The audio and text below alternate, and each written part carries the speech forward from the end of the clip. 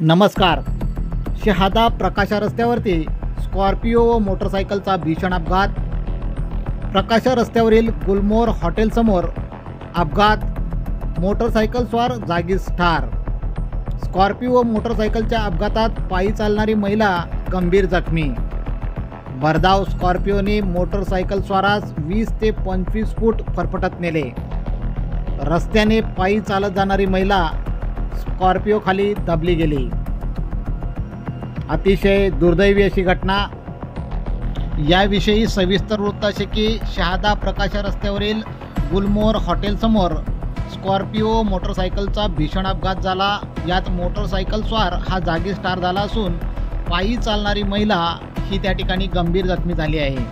Motorcycle क्रमांक GJ21 P8001 या motorcycle स्वाराने गुलमोहर हॉटेलच्या दिशेने वळण घेतल्याने भरधाव वेगाने येणाऱ्या स्कॉर्पिओ क्रमांक DT01 C8078 या वाहनाने जोरदार धडक देत जवळपास 20 ते 25 फूट या मोटरसायकल स्वारास फरफटत नेले असून या दोन्ही वाहनांच्या अपघातात रस्त्याच्या कडेने चालणाऱ्या निरपराध महिलेचा विनाकारण या ठिकाणी अपघात झाला असून ती गंभीर जखमी झाल्याचे समजते.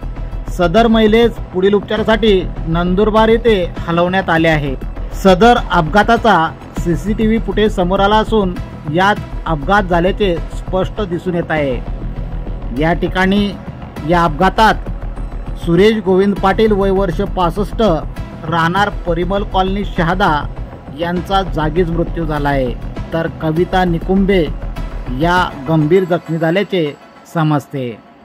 अपघातग्रस्त स्कॉर्पिओ ही प्रयागराजहून दर्शन घेऊन सिल्वासा येथे जात होती.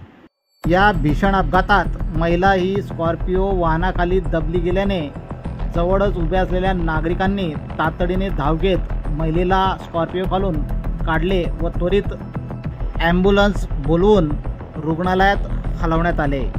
घटनेची माहिती मिळताच शहादा पोलीस स्टेशनचे पोलीस निरीक्षक निलेश देसलेसह कर्मचारी त्या ठिकाणी दाखल झाले.